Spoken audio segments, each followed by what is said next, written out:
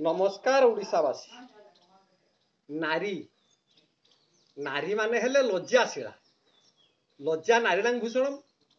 शास्त्र कहती जेउ नारी मुखरे लज्जा नाही से नारी सोहा पाइब ना। तेणु से नारी माने पुरुषों को देखी कहीं आकृष्ट हुंती, लोभासक्त हुंती। आसंतु शास्त्र कौन कहउछंती ये संपर्क रे आमे आज श्रवण करिबा।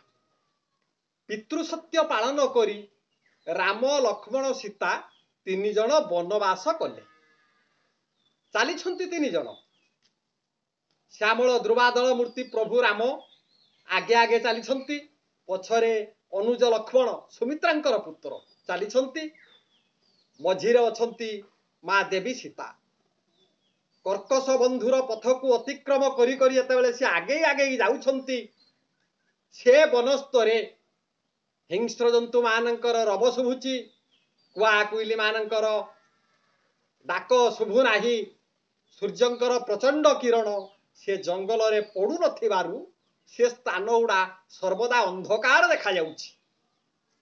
तेणु कंटकापूर्ण वनस्तरे बुलू बुलू राम लक्ष्मण सीता तीन जन पंचवटी वन रे पहुंची गले। हाँ आज्ञा, आउ गोटे कथा, से वन रे विश्रवा ऋषि तपस्या करती। विश्रवा ऋषिंकर से होची पेंठस्थली। सही वन रे पहुंची गले। राम डाकिले, रे लक्ष्मण लक्ष्मण रे मो आदरर भाईटा परा, केते दुख कष्ट तू सहिलुणी रे।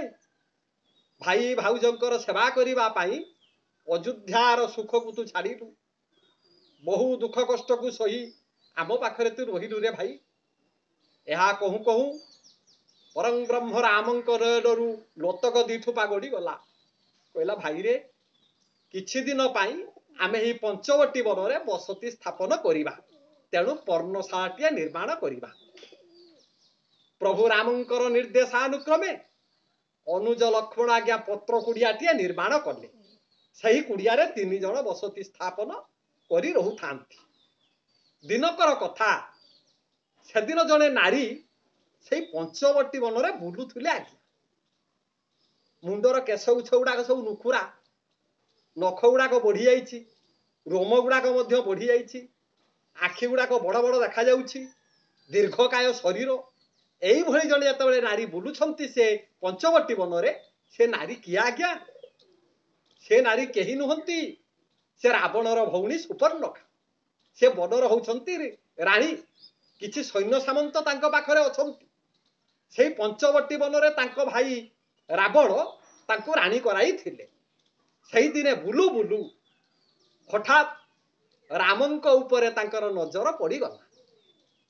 से तत्क्षणात गुटे वृक्ष डाल रे लुचि गले एवं प्रभु रामंकर रूपकांति की विलोकन करिवारे लागिले।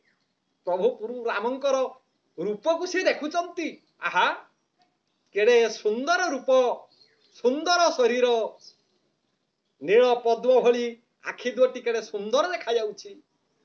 जे कि आज्ञा भगवान विष्णु, तांकर शरीर बा तांको देह केते सुंदर ही नथिबो। आपण माने चिंता करंतु। अपूर्व लावण्य रूपकांति को देखी कामबाण रे प्रपीड़िता ही गले सुपर्णखा। कामबाण रे विहोलित ही गले। मन मध्यरे चिंता करुछंती, ए भली पुरुष को मु निश्चय विवाह करिबी, मोर दाम्पत्य जीवन साफल्यमंडित हेबो।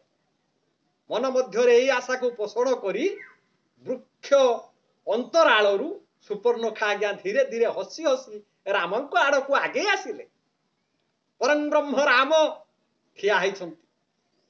सुपर्णखा पहुंची गले। अल्प टिके हसु थांती।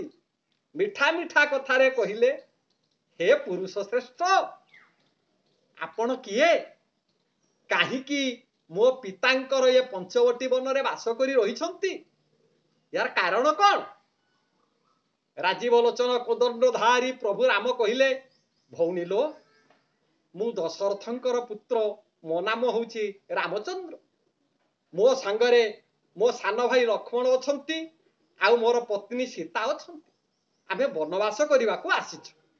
यही कथा राम कहले सुपर्णखा कहला देख राम मु गोटे कथा पचारिबी मो कथा आपण रखिबे तो राम कहले ठीक अछि भौणी जदि रखिबार कथा हैतिबो मु रखिबी जदि न रखिबार कथा मु आ किपरि रखिबी तेणु मिठा स्वर रे सुपर्णखा कहला हे राम मु चाहूची आपण को विवाह करबा पई ये बनरे मु होची रानी आपण मते विवाह करंतु मो भाई 14 भुवन रे होउछंती महाधनुर्धारी राजा स्वर्ग मर्त्य पाताल तीनीपुर रे एमिति जने केही वीर नाहंती जे मो भाई रो समकक्ष हेबा पाई सामर्थ्य हेबा पाई तेनु मो भाई बड़ आनंदित हो जिवो तमे मते विवाह कर एक कथा को सुनी प्रभु राम कहिले देखलो भौणी मु जने विवाहिता पुरुष मो पाखरे मो स्त्री अछि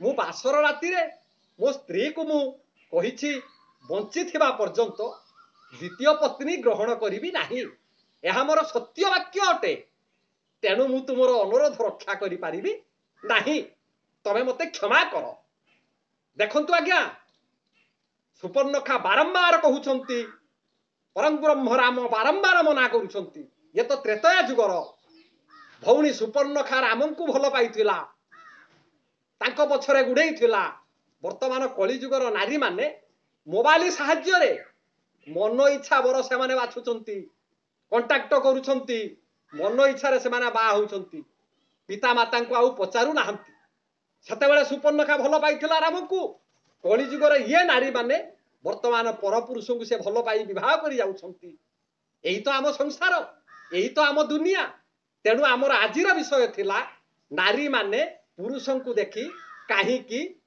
आकृष्ट हुअंती ये संपर्क रे आपण माने आज पुराण माध्यम श्रवण कले भिडियो रु एई भली आपणकर भल पाइबा थाउ मु आशा करे सेई पतित पावन श्यामल दुर्बादल मूर्ति प्रभु राम ठाकुर आपण मानकु सर्वस्विनी काले मंगल रखंतु जय श्री राम।